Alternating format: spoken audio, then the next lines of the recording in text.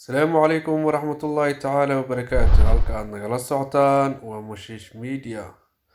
fadlan subscribe adigu wax kuuma dhibeyso, annagana waxaanu ka helaynaa dhiirigelin insha Allah. waadna ku maasan tahay daawashadaada. waxa uu yiraahday Malik ibn Dinar maalin ayaan waxaan imaaday magaalada Basra, waxaanan ka soo galay masaajidkii weynaan.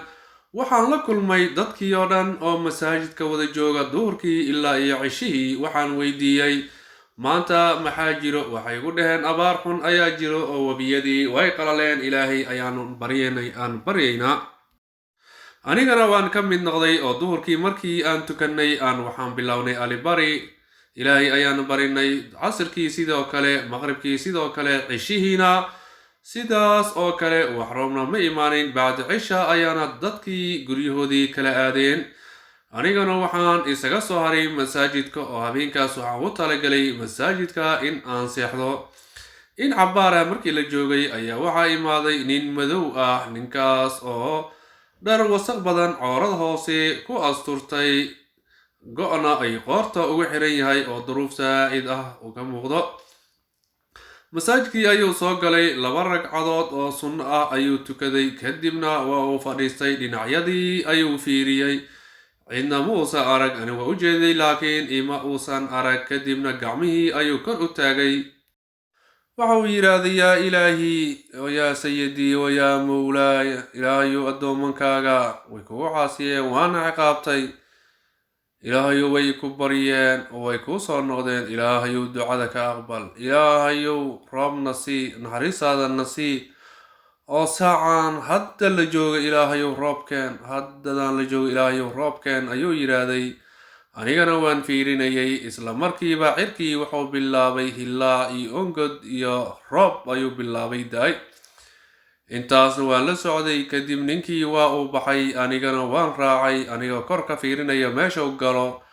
waxa uu galay gurigii markuu galay aan hubsaday ayaan kasoo noqday. waagii markii oo baryay ayaan raadiyey gurigii iyo wadadii. waxaan tagay gurigii mise waxa uu noqday guriga addoomanka lagu iibiyo ayuu noqday.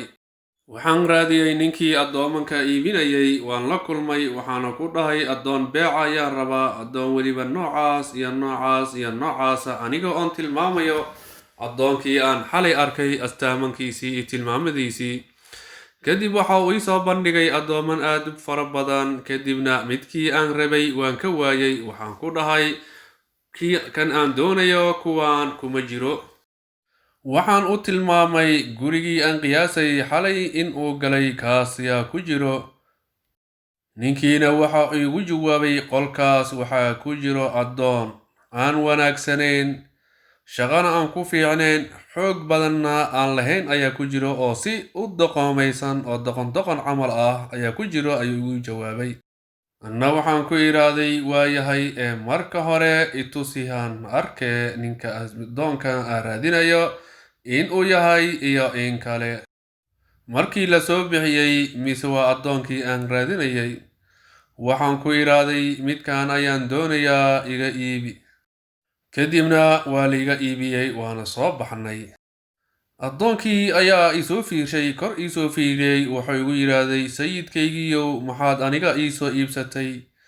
waxaa jira addoomo badan iga xoog bayn, igana shaqo fiican ayaa joogay, maxaa aniga igu dooratay? waxaan ku dhahay warniyahow, dadkii oo dhan ee magaalada Basra joogay waxay shalay isugu imaadeen masaajidka duhurkii ilaa iyo cishaha markay ka tukadeen. kadib ay Allah baryayeen, wax ducaana lagama aqbalin. adigona xalay markaad imaatay oo gacmaha kor u taagtay, ilaahay ayaa barisay, horeyna waa laga ajiibay, oo roobkii ilaahay ka barisay waa laga aqbalay. wuu soo booday. wuxuu yidhi warniyow, amaad qof kale aad igu qaldaysaa aniga ahayn? anna waxaan ku dhahay maya, adiga ayuu ahaa. wuxuu yidhaahday waayahay ma xaqiiqsatay in aan aniga ahay oo xaqiiq miyay ku tahay?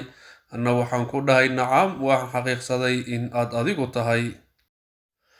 markaas ka bacdi sujuud ayuu la dhacay. sujuudiina waa uu dheereeyey. waxaana ka maqlay asaga oo odhanahayo, saaxiibkii sirteedii way fashilantay. haddii mar sirteydii fashilantayna adduunyada nolol iima ahaanin. intaas kadibna waaba la oofsaday oo naftii waa ay ka dhacday.